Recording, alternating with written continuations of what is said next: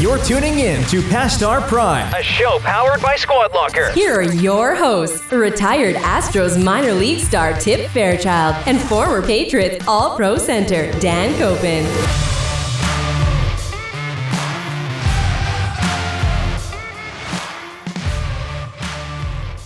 Hello, everybody. Welcome to Past Our Prime. I'm Dan. That's Tip. Coming at you. Coming at you. It's a good day. It's happy holidays, right? Christmas coming up really soon. Little festive gear, time with the family, presents, Santa Claus. Lots the whole going deal. on. How's You your got week? young kids. I'm telling you, it's game time right busy. now. It's busy. Busy. How's your week? Good week. Quick weight loss thing at 235. Still lots more to come on that. We actually brought a scale into the room, so we might do some live weigh-ins. That's coming. We need to pay attention, though, because both of us aren't doing too well with this. No. Blame it on that. I actually had a listener that sent us a message that said, I'll give you $10 to do the before and afters. And then I had another person, that was Paul, another person came in and said, I'll give you $100 not to do them. Don't take your shirt off. I'd match that. I'd match that advertising or that piece of the pie. Exactly. Not to take a picture with my shirt off. The show's made $200 so far then, Max. So keep that as a mental note. So we're still negative. We're still in the red. We're still in the red. Okay. We're still in the red. But I tell you, we're getting some good response. I know that we've got an awesome interview today with Matt Light, one of Dan's offensive linemen with the Patriots. Left tackle, 11 years, great football player, great player. Storyteller. Good, yeah. Great voice. You know what? I mean, we talk about teams and being a part of teams and being around those guys and the bonds that you form when you're on those teams that never go away. That's like example A. That's it. I could feel it just talking to him as he's going through things. You could tell that's a guy that you go into the foxhole with. Absolutely. Like he goes to bat for you, whether it's on the field or off the field. Yeah. He's going to bat for you. You could tell that, and it shows in the interview for sure. The Patriots are not in the playoffs. The Bills won the AFC East. Are you a Bills fan now? Oh, I'm a Bills fan. I'm a Bills Mafia now. I'm a Tampa Bay fan. You're a Josh Allen fan? I'm a Tampa Bay fan now with Brady down there. But, I mean, it's this one hurt for the Pats. What's your perspective on the Bill Belichick, Tom Brady thing? You know, everybody wants to know, was it Bill or was it Tom? As a fan, yep. You know, your whole life growing up, how do you see that now?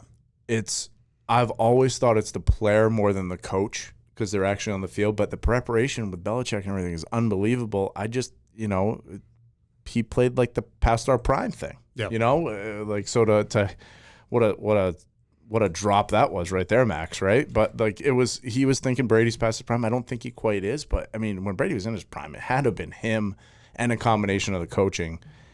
I think you got to give Belichick a good quarterback, maybe one more time, and maybe that's what he's waiting for, right? Everybody needs. So you take a look at the NFL right now and the bad teams. Everybody needs a good quarterback to be successful, right? No question. I mean, that's number one need. And if Trevor you're looking Lawrence in a draft out. or what, and the Jets just lost. Yeah.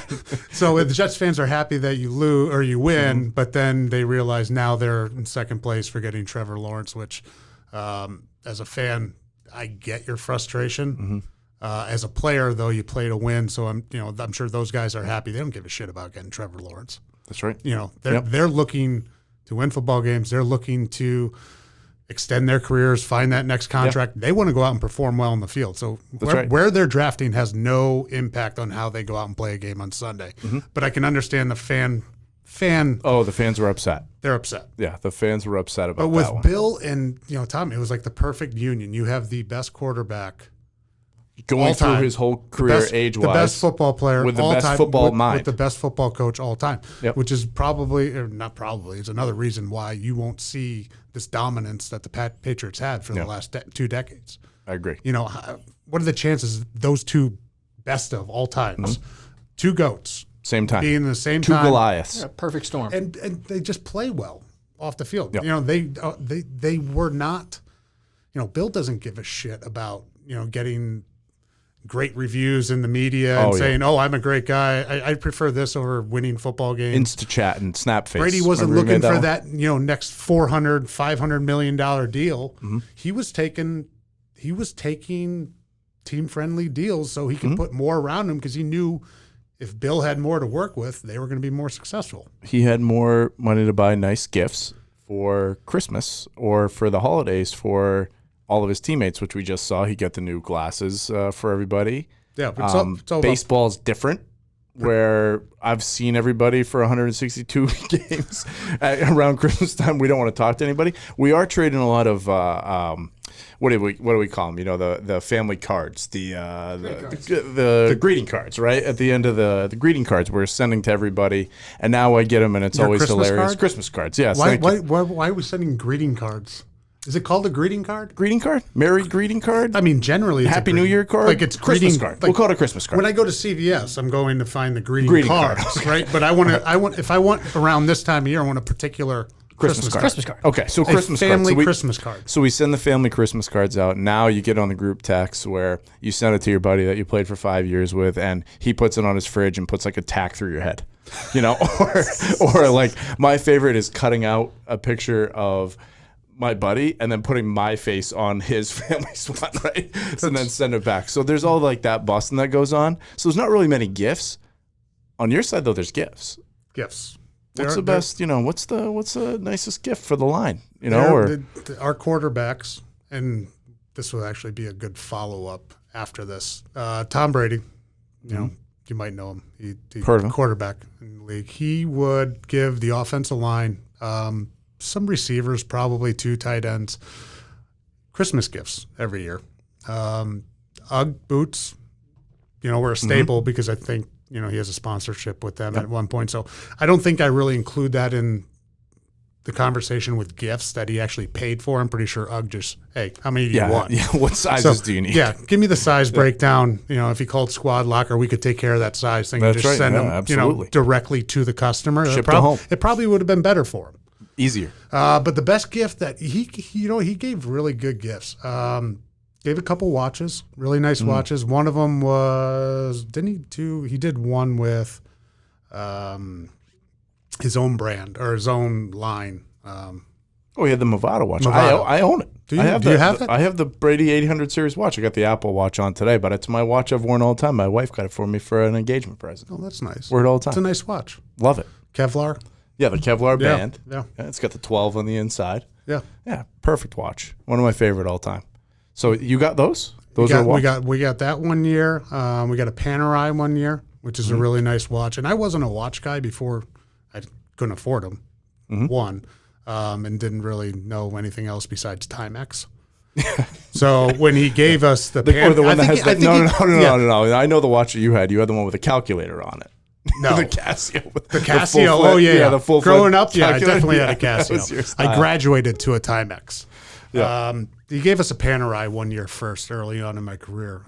Really nice watch. That sort of got me into watches. So thank you for that, Tom. Gave us credit cards 1 year. Just an open limit credit card. American Express, like $500 credit cards or something, which is great because it's like a gift card. You can go out and buy whatever you want. I was going to say, is it like supermarket sweep? He's like, this is active for 2 hours. No, there was an expiration. There was an expiration, all right. It wasn't 2 hours. Yeah. But actually, I think you prepay for those anyway, so you're out the money regardless. Okay. Well, so good. I mean, that's a good gift. Get what you need. Lease on a car 1 year, an Audi. Wow. It was nice. Took care of you. He did. And wow. You know what? Taking care of you. So 2008, and I'm going to throw somebody on the bus here, under the bus. And I have no problem about it because we've openly discussed this throughout the locker room and over the years about this gift not being presented to 5 offensive linemen. Matt Castle started in 2008 because of a knee injury to Tom Brady, right? Oh, no gift. What did he do after that year? He was franchised. Oh, he had a big year. And then traded to Kansas City on like a 5-year, $33 million deal. I forget. Yeah. Maybe that enough was to get a nice gift. Maybe that 33 was what was guaranteed. Not even the tip of the iceberg on what he could have made. What did he get us? 5 lowly offensive linemen that helped him to an 11-5 record. Granted, we missed the playoffs. A new contract, a new life. What did he get us? Was it like? Don't tell me it was nothing.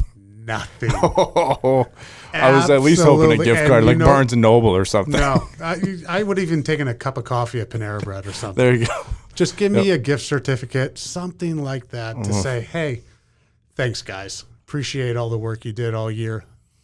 This contract that I have, you guys had something to do with. They had a big thing to do with it. I talked to him 2 weeks ago, and it's still waiting for our gift castle. We'll get him on. We'll bring that up. Oh, we're going to talk to him. We gotta milk him for something for you. He still owes you, I think, right? There's no doubt he still owes about 6 people. So Matt, coming up on an interview, prankster. He's a prankster. He has some good ones, and these guys have some good prank stories that they're going to go through. But it led me to talk about here for a couple minutes, some pranks that we had on the baseball side too, because you guys had some crazy ones, and you'll hear it on the interview. My favorite, pine tar on the inside of the hat brim. What does that do? Pine tar or eye black. You take it, you put it on the inside of the hat. You can't see it. So people put the hat on, and then they take the hat off, and there's just a gigantic black strip on their forehead that they don't know is there, right? Yeah. That's one of my favorite. Another How one. often does this get done?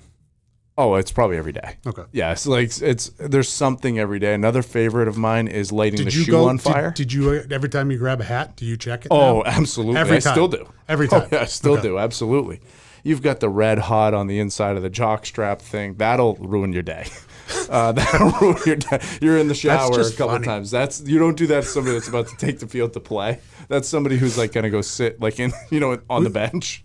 Is red? We used to do the icy hot. Is red hot better? There's 3 levels of there's red hot. There's 3 levels of ball fire right now. There's Inferno. It's Kramer makes the product. We might be able to plug a picture in, maybe Max, or they could follow it on the Instagram at Past Our Prime Show. Which is we'll put up a picture of the Kramer Red Hot. It's like Red Hot, Inferno, something. There's three levels of this, and it gets hot. When you got a bum elbow, that's what you load up with to see if you can get that thing loose other than stretching. But so you'd add that, and then you've got one of my all-time favorites is when you're starting pitcher, as I mentioned last time, you're a lot of time in the bleachers or in the dugout. Everybody leans against a railing in the dugout. So, guys will stand there for 6 innings sometimes, just, spitting seeds or, doing whatever, tobacco or whatever. So you take something and you light a fire on their shoe. And so you basically set a fuse, with either. Didn't I see that in Mr. Baseball? You've probably seen it on something, I'm sure. Or Major League. We used to do this. It's absolutely been on a movie, but this is just a real life thing all the time. You put something on the shoe, you light it on fire, and all of a sudden their foot is legit on fire in the dugouts. That's a great prank, and we've got some guys that have done some big ones where guys' pants, polyester pants, catch flames, and you got to throw Gatorade, preferably lemon lime color, on it. Any fights? Any fights because of it? Not really fights. I mean, you got Did you ever have that one guy on the team that is just just an asshole? Yeah, he doesn't take ribbing well. He doesn't take jokes well. Even though you're just doing it for fun and it's for part of the team. Everybody has that. Remember, 162 games, a lot of games, right? Everybody's going to be that person at least one game. Yep. Right? I was that person one game too. You have a bad start, something happens, you're just I'm not in the mood for it right now, right? But, there were some guys that were a little too serious. Maybe they were that serious 3 days a week. Everybody had a little bit of a soft side, though, where they would, they blow the bubble and put it on the hat. That's another great prank. You blow a gigantic bubble with a bubble gum or a big league shoe.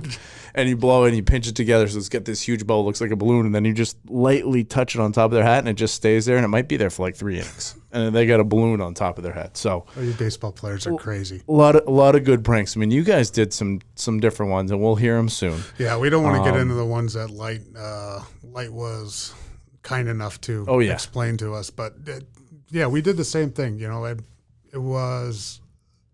We didn't get into this one. The worst one, and it actually wasn't because Light usually was the ringleader around this. We actually stuck a pig's head in the guys' lockers. So all of yours seem to take place during the game time. Yeah.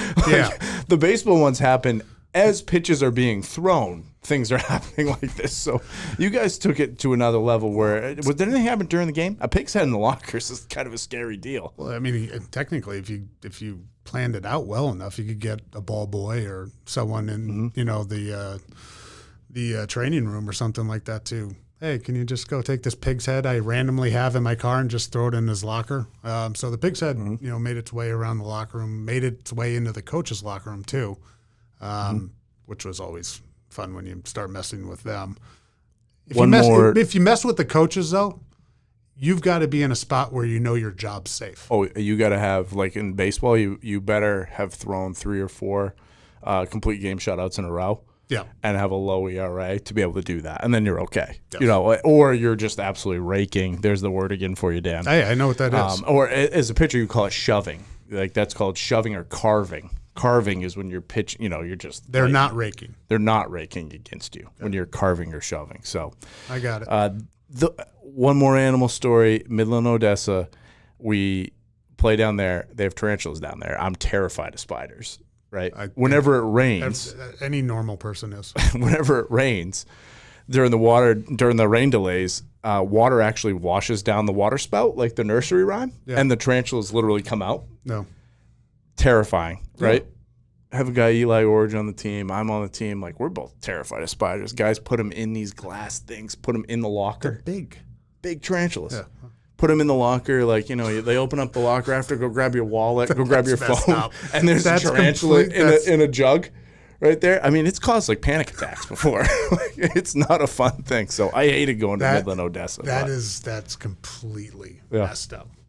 But Light's going to tell a story, and just at the back end, Matt Castle got blamed for it, and he's got his tires removed from his car. So the moral of the story is, one, you don't mess with coaches.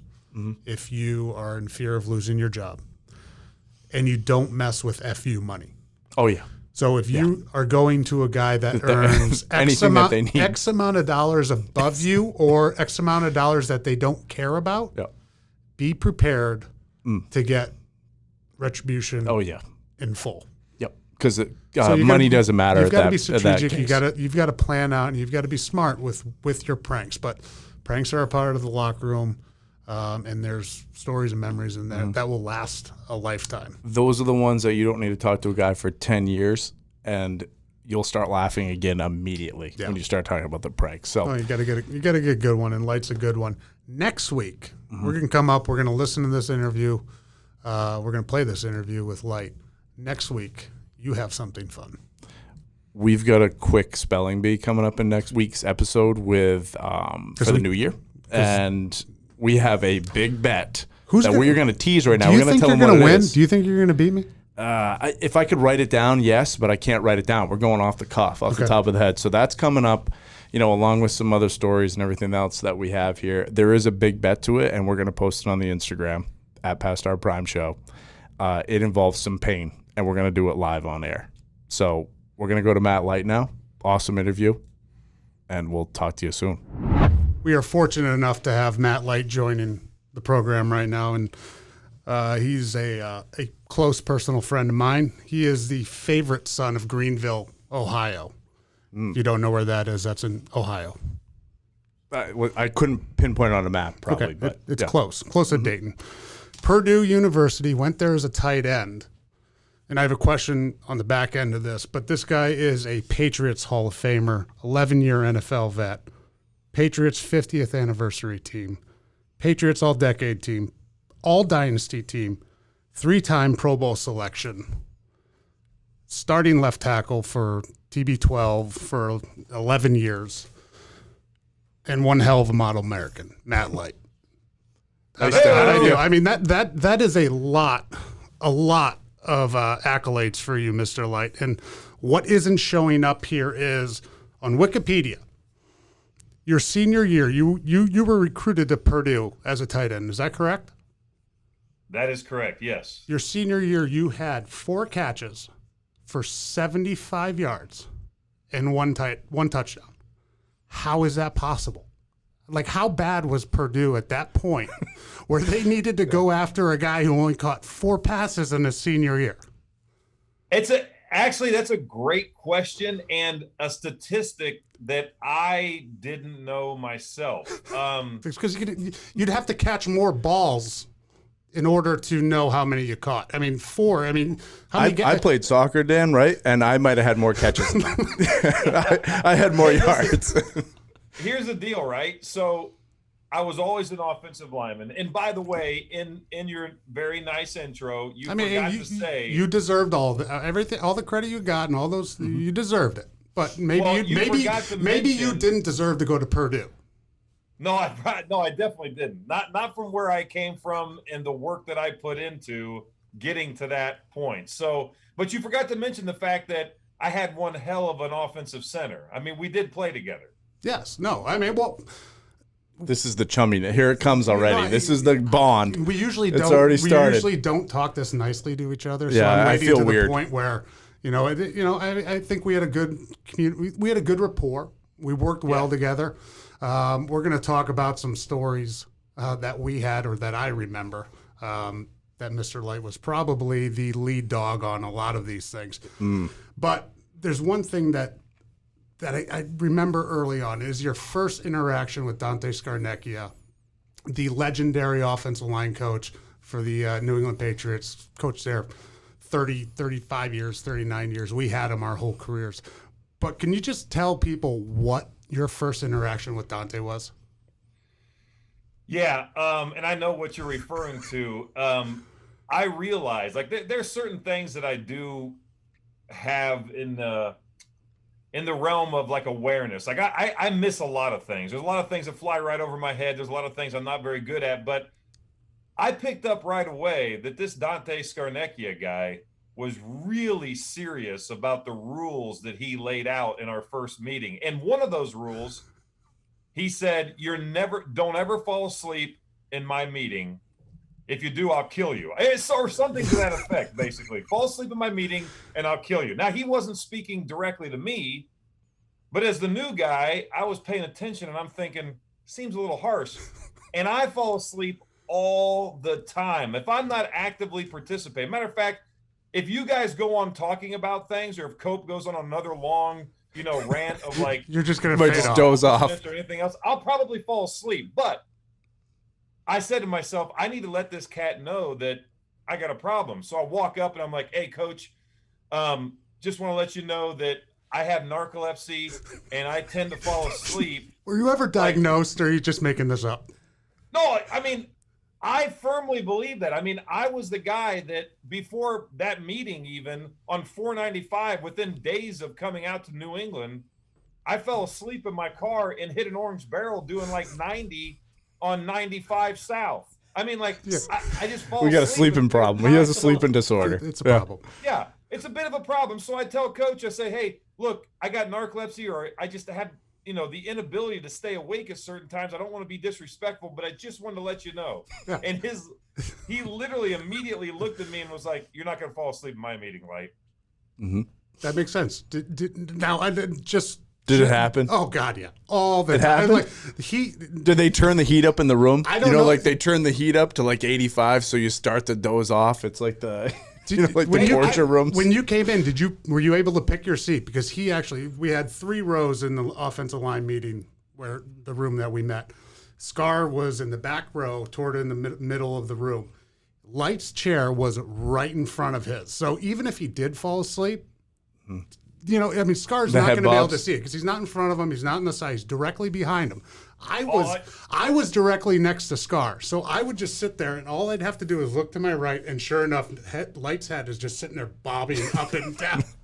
Now, wait a minute. Looks like an apple. Yeah, he's like, oh, Light's falling asleep again. I had an amazing ability, though. I perfected the art of sleeping without the head bob. I could literally sit there. And I also had the ability to hear my name when called on.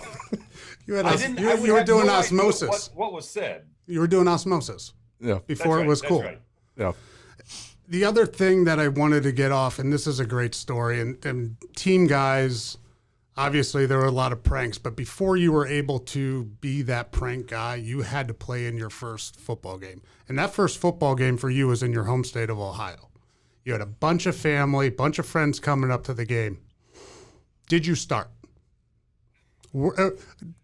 Back that up. Were you There's an inside joke coming again here. There's some type of inside line. This does not happen. This does not happen to 99% of the people in the league or anybody. You're getting your first NFL career start. You know this. Everybody's going to the game. You're scheduled to start. Oh, so he told everybody that he's starting. Oh, no, he knew he was starting. And I'm sure he's practicing, first game of the year, whatever it is. He knew he was starting. What happened that game? Well, so I was, Bill tried me in training camp early on. And this is back in the days where uphill both ways in the snow, no shoe. I mean, we were down at Bryant College. It was miserable, mosquito infested. Bryant College is a great school, but good catch. If you're practicing, it's miserable because you're walking all over campus. Mosquitoes are eating you alive. And anyway, Bill tried me at right tackle. I failed miserably. He moves me back to the left side. We're getting ready for this season opener, and I've got literally 2 buses leaving my hometown, bringing my family and everybody I know basically down to watch me for my first start in the NFL. Oh, it's going to be amazing. And the night before the game, I went to go meet some friends of mine in Cincinnati. We stayed just across the river. This seems like a no-no. Oh, no. It just doesn't get better. You're fairly safe doing this most of the time. But in this instance, I got stuck where all the major interstates go to cross the Ohio River because a semi literally jackknifed and the front end of this tractor trailer rig was hanging off a bridge, and I didn't move for 3 hours.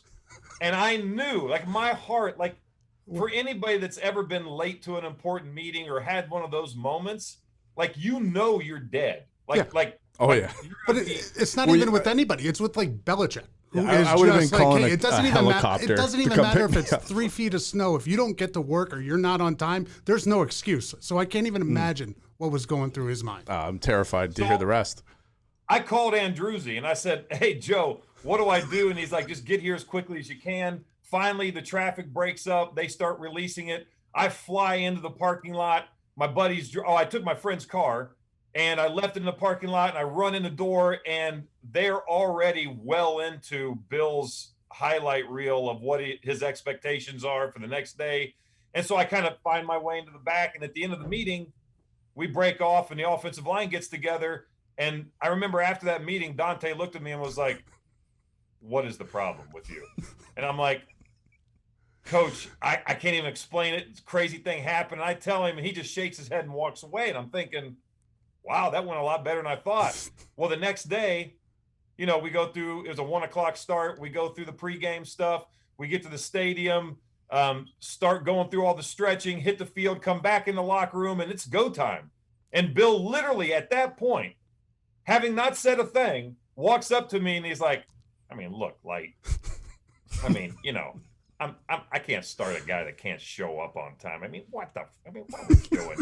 Just sit back and watch how this game's played, basically." And I'm like, oh my gosh, my whole family's out here and I'm not even going to go on the field and do anything. So it was a bit of a awkward moment to have that conversation. Like my mom's like, "I told you, Matthew, you can't be doing those things." How was it? A tough start. How was the dinner the night before? Did you have a good time?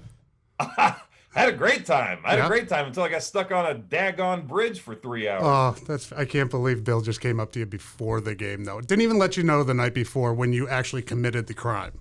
Yeah, I thought I got away with it. I was like, this is amazing. I won. You might remember the meal. I'd remember the meal probably in that situation that I had the night before. So he's a fat offensive lineman. I'm pretty sure he remembers the meal. There's not many meals that we forget. Yeah, you don't miss many. Yeah. But the other thing, Matt, like, look, you're not a big guy. Like, we so many left tackles in the league and, 6'4", 6'5", 6'6", 320 pounds. You weren't that type of guy. So how did you stick around for 11 years playing that position, going against guys like Freeney and Schobel and Jason Taylor? Being a smaller dude. There's no two ways about it. You didn't have the reach that a bunch of guys had. You didn't have the weight that a bunch of guys had. And quite frankly, you may not even been a fan of football growing up. How'd you stick around? I think for me, I just hate losing, right? Like I love to compete, but I think for me, the competition isn't so much, to be perfect in everything that I did. I just didn't like to lose. So, I think the atmosphere in New England and the Belichick coaching style and the things that he demanded of us, and you know what it's like week in and week out with a guy like him, but that really drove me to take my game to another level, right? Like I think if I would have went to a team that was mediocre, that didn't, put as much effort in, I would have probably played down to that level. But because, I got a coach that's demanding and they ask a lot out of us and it's competition every week, even in practice where a lot of teams were just kind of going through the motions and saving it for Sunday, it made me become a better player. And we had Dante Scarnecchia, who, for all the offensive line coaches that have ever coached the game, I think he will always stand out as somebody that did it his way, right. A very unique way, not a way that we always agreed with, but got the best out of the players that he had in that room. So I think the system helped me a lot in that situation. Yeah, you said it. You guys always didn't get along. You guys were butting heads a lot. How is your relationship now? And because you didn't let it affect anybody else on the. You were one of the leaders on the offensive line. Whatever you had going with Scar, we could always tell there was maybe tension at some points, but you didn't let it infiltrate the rest of the offensive line. Was it really shaky at some points during your career, and then? How is it now? Yeah, there was one moment, and I know you remember this, where Dante didn't speak to me for one whole year. And matter of fact, he would refer to me on film as the left tackle, would never say my name. And I think he even asked you, Cope, to be like, all right, Cope, tell the left tackle that he sucked on this play because this is the worst I've ever seen. And, I actually kind of enjoyed that season, as weird as that may sound, but we had one big moment where we butted heads, like openly. You have little things that happen, and you'll go to the coach and you'll say something, or he'll just use you as an example, and it kind of really pisses you off, and you wish he hadn't done that, and you may not, talk to him for a little while, but that one moment in time. It was probably the worst we ever had. Outside of that, most of it was very professional, very businesslike. No. It was really the atmosphere. And I would say now in retirement, I look back on it and I actually cherish those moments because I find myself pushing the people around me and probably being the Dante Scarnecchia of the offensive line meeting, with the team that I have, whether it's the work we do through the foundation or my own for-profit businesses. And it's like, I can see, Dante had to put up with a whole bunch of idiots like me for a long time. Well, that's what I was going to say, Dan. So there's there's this offensive line bond, I feel like. I'm learning about it, So I don't know if Dan had told you, I played for 5 years in the minor leagues, right? Banged around. Like there's this starting pitcher bond. So I was a starting pitcher all the time. There's a bullpen bond. The guys in the bullpen are tapped. There's these little cliques. Yeah, I heard they do some crazy shit. Oh, there's a lot of stuff that goes on. But there's this offensive line bond that's got to be even deeper than that, right? You guys are protecting somebody like a force, right? Yeah, and it's the same throughout the league in every room. So that line regardless is if you're in our room or Denver or Tampa right. Bay, whatever, it's the same group, same type of guy. It's a tight bond. Now, is the defensive line bond the same? Dan's already got into the defensive line a couple times. We don't have any defensive line listeners because of what he said about them. Well, I just said they weren't as smart as it the same? Us. Or is it? I don't think so. And my answer is no. You can back me up on this if you want. Yeah, I don't think it possibly could be because the defensive line by nature is a much more segmented group in terms of how they play. There's games up front. They have to communicate. They've got things that they need to do. They're around each other a lot. But they are reactive, whereas we are choreographed. Every movement that we make, we are required to work with someone else on that front, including the tight ends, of course, and the quarterback. So, as an offensive line unit, the ones that, the time that I enjoyed the most was when we as a unit did things that went beyond just the game of football. I mean, Cope can tell you, but I mean, we had a lot of fun off the field just as much as we did on the field. Matter of fact, I just the other day watched the video from the security camera at the stadium that was on a pole about 20 feet off the ground that showed Copen delivering giant bags of packing peanuts. And matter of fact, to this day, I always tell people, a sedan made by Lexus requires 4 industrial sized bags, big bags of packing peanuts to fill it through the sunroof completely. Right through the sunroof. Yeah. But in order to get it there, you got to steal keys first. And have a moment to get to the car. Yeah, that was a bad day. Whose vehicle? Whose vehicle was it? It may have been Brady's. Okay. It's very possible Brady was driving a Lexus at that point. And one of the things that Light was definitely the leader of is pranks, and not just short pranks. Oh, absolutely. The beauty I can feel that the already. The beauty about this man is he does not rush perfection. Oh, it might be like a year-long con, you're saying? It could be a con for a long time. There have been pranks involved. Maybe not the Patriots as long, but definitely outside of the facility over a year long for this guy. And the packing peanut was great because you just thought of it off the whim. I went to UPS store the night before, got those big bags. We stole Brady's keys.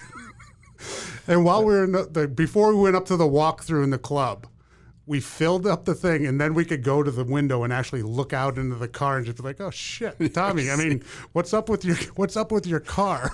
Yep. And who got blamed for that? Castle, yeah, definitely Castle, and he deserved it. So it's the backup quarterbacks and the offensive linemen that are the big pranksters. Are we getting to that? Or is it a specific person as a leader? So like Matt's the leader of the pranks. Is that accurate? That would be accurate. Okay. Hey, listen, one of my favorite all time, and it only lasted as long as it did because I actually forgot about it. But one time I put a device in the computer, which was right behind me, because again, as Copen noted, Dante sat right behind me at the main station, and I had a device that I found online, and this is back when this stuff was all brand new and nobody really knew about it.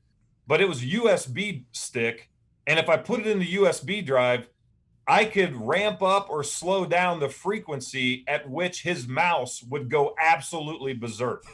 So there was no way to like literally click on something without the mouse like wandering to the left side of the screen. He could adjust the sensitivity of it, and he had no chance. Oh, no chance. And I can did picture it. I put it in there, and I totally forgot about it. And I remember listening to some of the guys watching film because I didn't watch film. I didn't want to know how good the guy was across from me. So I didn't watch very much film. And I got chastised a lot about that. But anyway, the guys that did watch film, I heard the chatter in the locker room, and they'd be like, dude, the computer system sucks. Every time I'm in there trying to watch film, I can never, it's always wandering around. It's like it's a big distraction. And then it jogged my memory, and I was like, oh, yeah, I put that in there. So I started ramping it up, and Dante lost his mind at least 5 or 6 times and had the video crew replace his keyboard, his mouse. I mean, they were about ready to fire the company that created the software. Oh, it was absolutely priceless because he actually came back in, and he's like, I just remembered I put that in there. It's still in there, and I'm going to go to town on it right now. And perfect. Scar was absolutely going nuts. The other one that you did that I will never forget, and I actually don't know how I kept a straight face the whole time, was the remote control. Oh, the one that shocks you. So before the meeting, and no, this may have been during training. Is this Scarnecchia again? Oh yeah, Scar. Oh, he took a beating from you guys. Scar, he came in with this remote control, and it looks like a normal projector, like you control with a projector or anything like that, or a computer, on, off, volume, all that other stuff on there. But in the middle of it, like it had that big red button. So he comes in, he's like, hey, this thing shocks you. I'm going to put it on Scar's desk. But the problem with me is if I know what's going to happen, like I get the giggles. I can't stop laughing. So I'm sitting right next to Scar, just laughing, looking at that remote right next to him, waiting for him to pick the remote. And Light's in front of him, and I can see he's laughing and getting ready for it. And all of a sudden he picks up, and it shocks you pretty good. I mean, it's not like something like it tingled. It shocks you pretty good. He picks up the remote. And he's like, I wonder what this big red button does. Well, remember he said, he goes, I hope this thing, because the laser pointer on his normal remote didn't work. And he goes, I wonder if this thing's got a laser pointer on it. I wonder if this big red button. No. He hit it. He dropped it. He started cursing. And then he actually picked it up and hit it again for some reason, which I don't know why he did. But the whole room just went absolutely nuts. And I can't. I like these. These are good stories. I need some. Hey, by the way, I couldn't tell Copen or anybody really. I always like to do these things and see the natural reaction of my peers. But I definitely couldn't tell Copen because he literally, he cannot keep a straight face. Like, he would be laughing, thinking about it, not even anywhere near the live action of when it was going to happen. Matter of fact, we did a Mustache Man. It's coming up. That's the next bullet. That's the next bullet, Matt. I saw this Mustache Man, commercial or segment or something that you guys did. And Max, we might have to plug this in. If not, we'll link to it somewhere, like on the Instagram. We'll get it. This should be one take. That's it. Now listen up, friends. Got a story to tell about a group of men who knew how to live well. They formed a team and they made a pact. We're big old boys that wear a mustache. Mustache! And it is hilarious, and he cannot hold it together. You held it together. You were a champion in that. You were just pushing through it, just trying to rally the troops, saying, guys, we got a game to play right now, basically, on this Mustache Man thing. And this guy can't even come close to holding it together. It was so ridiculous. I mean, he actually made up a song during training camp. I don't know what it goes through his brain when he's in a meeting, but he comes out of the meeting, hey, I got a song. I've seen the video. Where did it come from? How'd this happen? It was the only thing I could do. So, back to my sleeping issue, I had to have creative ways to keep myself awake so that I didn't get fired. I mean, my wife was always deathly afraid that it was either going to be a prank or the fact that I couldn't stay awake that was going to get me fired and I wouldn't have a job anymore. So I would sit there and write lyrics to stupid songs. And, a lot of them I thought were funny. They were terrible. This one, it became our rallying cry. I remember shaving going into training camp, and I thought, I'm going to leave a mustache. I'm going to walk in and see how ridiculous this looks. And I walk in the next day. We're laughing about it. A couple other guys in the line do it. So we write this song. And it becomes it's not we, it's you. It's we're singing it in stretch line. The credit is you. We're having a good time with it. And then when it came time for the Monday night crew or the Sunday night crew to come in and do the little headshot and, hey, I'm Matt Light, Purdue University. One of the guys shooting it was like, hey, man, what's with the mustache? And I was like, oh, let me tell you. And I started talking about how it's a filtration device, which, by the way, Copen, I talked to Yak McNasty of the Au Gratin Potato Band, who is my partner in crime on this song. We're going to write a fourth verse, and it's going to talk a lot about how the mustache could save the world as it relates to COVID and filtration of the air around you. I mean, have you heard anything about people with mustaches dying from COVID-19? No. Nope. No. I don't think so. I'm growing a beard right now. Is Tom Selleck still alive? I hope so, because he's awesome. He's one of my favorites, so let's hope. No, it's Tom Selleck, Ron Burgundy. You're going to turn into Garth Brooks, like that mysterious last verse from, what is it? Friends in Low Places. Friends in Low Places, that mysterious last verse. You're going to complete the chapter. We're going to do it. So Mustache Men was a thing. We had a lot of fun. Cope couldn't not, to save his life, could not keep it together. Well, you know what? No. The other the other thing about that, I was 23 years old. I couldn't even grow a beard at that point, let alone a mustache. I mean, I think it's harder to grow a mustache than a beard. And then we had Russ on there, who's Russ Hochstein, who was patches. He couldn't grow a beard. No. It was a group of, maybe yours was good, Steve Neal's was good. But Steve's was good. I wasn't more embarrassed than being on there because I don't even think you could see my mustache. Steve looked just like Ambrose Burnside. Yes. Yep. Couple episodes ago, do you know who that is? I don't, but I'm going to a couple episodes ago when you said Steve Neal's the toughest guy that you know. Oh, Is that accurate? He said he's maybe the toughest guy he knows, like just a rugged guy. I would not mess with him. Not mess with him. Maybe that's the right way. He has an unbelievable ability to be able to pull off anything athletically that he has to do, whether that's hurdling a guy on a screen. He's the only man I've ever heard of or seen that could fall down in front of a defender and get back up and still be in front of the guy and still complete his block. Yeah. I don't know how that's possible. That shouldn't be possible, but Steve Neal could do it. He could do it. Steve Neal's getting a lot of praise on this podcast so far. Steve Neal was a badass. Yeah. I mean, the what he could do with his weight and throw it around, and then you're right, he could pass block on his knees and he'd still be in the right position. It was Scar. Remember Scar always saying, "Is like Steve, like I teach you this technique, but sometimes with you, I just let you go out and do what you want." Yeah. He I think he actually broke Dante, which is the impossible. one guy. Well, who was the one guy that you didn't look forward to? Like, who gave you a bad week during the season? Man, without a doubt, every single time, and we typically played him twice a year, was Dwight Freeney. And I've talked a lot about him, since I retired. I didn't really want to talk about him while I played because he had enough of an advantage. He had your number. But, he had your number, so.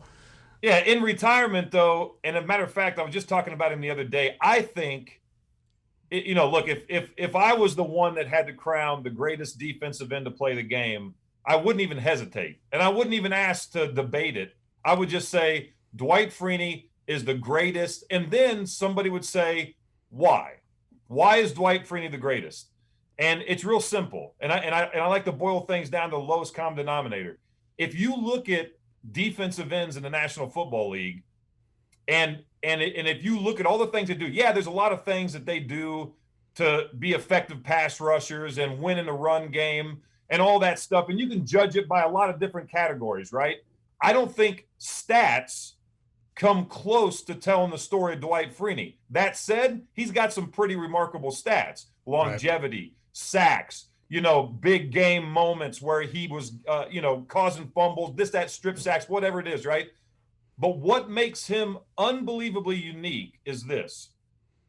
If you're a defensive end in the National Football League and you have one move, just one, that is effective consistently, not all the time, because nobody has one move that always works, but if you have one move that consistently beats other people, you are a Pro Bowler. And if you do it year in and year out, you're a perennial Pro Bowler.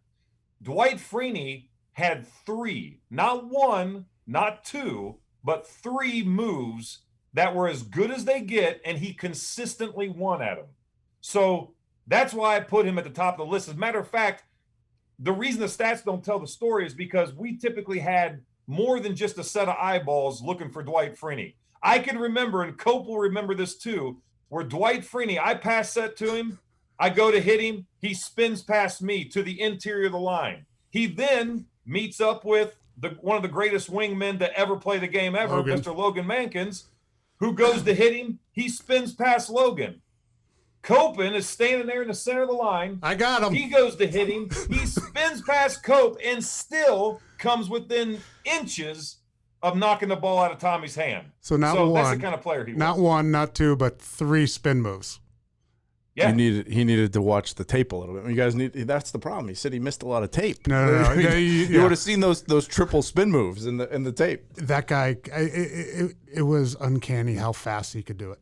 You could not get your hands on him. So that's the guy that had your number. That's a question that we asked a lot of people. So that not number because he did he made it to 3 Pro Bowls too. Let's that's not true. sell him That's short. true. It's not like he's a. But if it's the person he doesn't want to line up. But against. there's always that help. So like when you get that guy on the outside, light nose, he's going to have Mankins in his back pocket all week. So he can sort of overset him a little bit and invite that spin move. But the problem was when you got that guy out there and is that good and can do 2 or 3 of them right in a row. He's pirouetting right He's going around past 2 or 3 different guys. Yeah. I'll tell you what, and again, to my point earlier, when you go against the best, it forces you obviously to rise to the occasion. And I'll never forget the revelation. I've been playing Dwight. I think he came in the league in 2003. So I had a couple years on him. There's a guy named Brackett that used to play that position for Indy. Yeah. And I know I enjoyed dominating him a lot more than going against Freeney. Yeah, but they moved him inside when Freeney got there. That's right. He became a little bit of that interior walk-around guy too. Yep. So the thing about him, though, I remember vividly when I figured out how I needed to set Dwight Freeney. And it changed my game.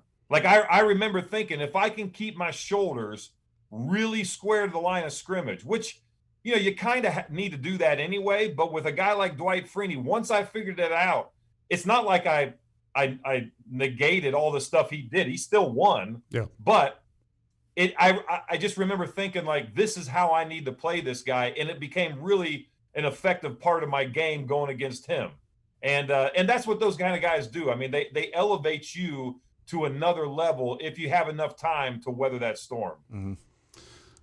Now, Light does a lot of good work in the community. He has his own foundation, Matt Light Foundation, leadership, mentorship, getting kids outside and solving problems on their own. Does a lot of cool charity events up here. Skate with the greats, like ice skate or playing a game with the old Boston Bruins. A shootout at Addyville where they're shooting sporting clays. Like, you want to plug that, talk about that a little bit and what you guys got going on in the foundation? Yeah, man, I appreciate it. I always love talking about it. I mean, it's I think for me, it's really the legacy that I want to be able to, leave behind for my kids. And it's really the thing that I've gotten the most enjoyment out of. I don't remember a whole lot of the plays on the field unless it was like a fight or a really cool moment. Or you messed up completely. We never remember the good stuff.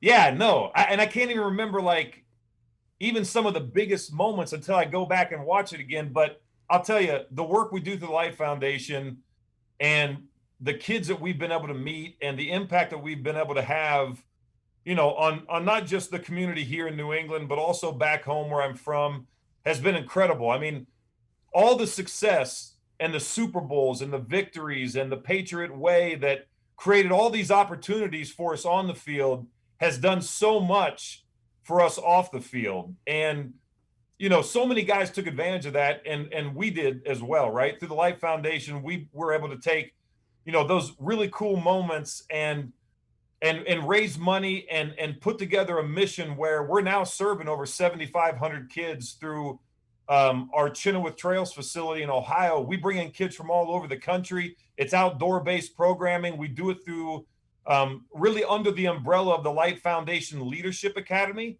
And we do it in some really unique ways, right? Because you're competing for marketing space with all these other things that kids have. They're glued to devices, and how do you get kids to really tap in, as Buddy would say, right, Cope? Like, how do you get kids who really want to, step outside the box and do something a little bit, less comfortable than the easy way? And we do that through timber framing camps where, we're teaching kids to work together and use ancient tools and craft things with their hands and then have the sense of accomplishment and looking at it and saying, holy smokes. And for example, this summer, we held all of our camps. Even in this crazy time, we were able to get kids together and they built a massive tree house, right, 25 feet off the ground. So, we love that kind of work, and we've been blessed, to have the events and the success that we've had because of, really, quite honestly, the success we had on the field. Is this how you compete now? Kind of, like you want to be the best at mentoring kids now. I mean, everybody, like when you're done playing, I try to play a ton of golf. Like, right. That's the way, like, that's my competitive outlet. And, I think we need that. And Dan does too. I know that. Is that how you do it? Or what other ways do you compete now that you're off the field? Yeah, actually that's a great way to look at it. I mean, it is. I would definitely say that it is, a very competitive outlet for me. I mean, that and I spent a lot of time chasing animals in the woods. We can see behind you. Some probably just came out of a stand. Yeah. So, but really, gosh, I'm on a quest in life to really speak truth, right? Like we dummied down so many things. You think about the game of football. I've said this publicly, and it's probably ruffled a number of feathers. But that's probably why you didn't last at ESPN. The game of football is not the same today, and I don't think that's a good thing. The messages that kids receive today is not the same as it was when I was growing up, and I don't think that's a good thing. The breaking down of the family unit, the idea that, you really don't have to compete and everybody should get a ribbon, and all these things that, I think that we've seen morph into things that aren't really helping kids, right, needs to go back, in my opinion, to those lessons that we all got to learn from our uncles and our aunts and people that have impacted our lives. And so, it is competitive for me because I know that when you really work hard at something and you put your heart and soul into it, you may not always get everything you wanted out of it, but the satisfaction of doing it is something that a lot of kids, they've never seen that in other realm. You know what I mean? So yeah, man, I love the work we do. It's very competitive. And by the way, the nonprofit world as a whole is extremely competitive. I mean, here you are with your hand out saying, hey, I've got a great mission. Well, so do a million other people. Right. What makes you any different? Right. So you got to be competitive just to make it. We don't get state grants, federal dollars. We got to go out there and earn it through our events like the shootout and, the Bruins alumni game and things like that. But we love doing it. So it's been an awesome time. Well, we had a talk the other day about you just saying like kids don't struggle enough or they haven't failed. So they don't understand how to work through their own problems. Yep. I agree. I would say this, of the 15 major surgeries I've had, those lowest moments are what really propelled me to some of the best moments of my life, like being in a hospital for a long time, 30 days straight, not being able to eat or drink a drop. And then, being able to work back from that and know how thankful I am just to have a day where I can eat, just to have a day where I don't have pain. It's amazing what, failure does if you have the right mindset and if you have the people around you too. So many times the kids we work with, it's not just the fact that they struggle with things that a lot of other kids struggle with, but a lot of them struggle with the fact that nobody's really in their corner. So, that's why I think it's really important today that, we take the time to work with young people and speak truth to them and hold them accountable. Well, he's been doing that his whole career. This foundation has been going strong since I was there. He's always been supporting the kids. And, really you look at some other foundations out there, you can actually look at the breakdown of the dollars that go to the kids actually. This foundation is completely opposite. Everything really goes to the kids, and it's out there helping support the kids. Phase 2 of the career. It's an important one. It's a good phase. So, absolutely. What about this is a completely different off-topic thing. Just from the important discussion that we had, what's your favorite Gatorade color? We ask everybody this, Matt. It's a very important question. It tells a lot about this is kind of our last question, so that tells a lot about them. Don't get it wrong. This is literally a recurring theme on the show. Yeah, it's our one recurring theme. We're still working through a lot of things. I can't get this one wrong. You're an early guest here, so yeah. I can't get this wrong. You can't get it wrong. This is from the heart. This is 100% true. I'm not trying to tell you what you want to hear. I have always been and will always be the classic orange Gatorade guy. The first orange. First orange that we've had. We've had a few. We've got a lot of pro guys that we've talked to. You know what? You know what his is? His is red. Unbelievable. Red is just a bad pick. That's my second. No. Stay away from the red. Crazy people. Yellow just looks like pee. Well, yellow is a delicious. No yellow. No good on yellow. Always yellow. I go red orange. I'm with light. Okay. Well, orange is the first one on the orange. Don't even get me started on the clear one. No, the one that has no color. It's like the it new has stuff. Flavors, but you don't really know what it is. It's all healthy. G2. G2. Give me the originals. Absolutely.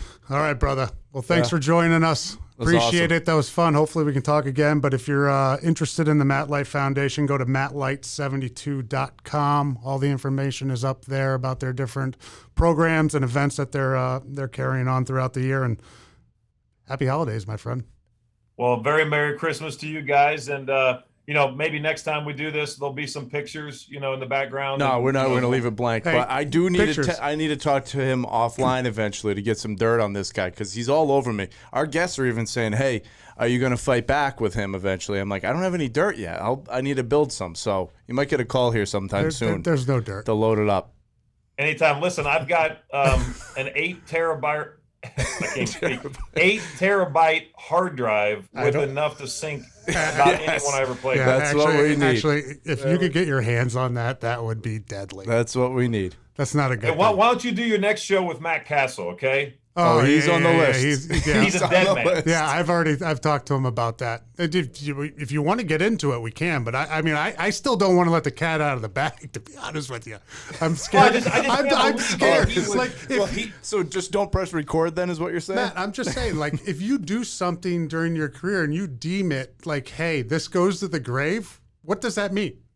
It goes to the grave.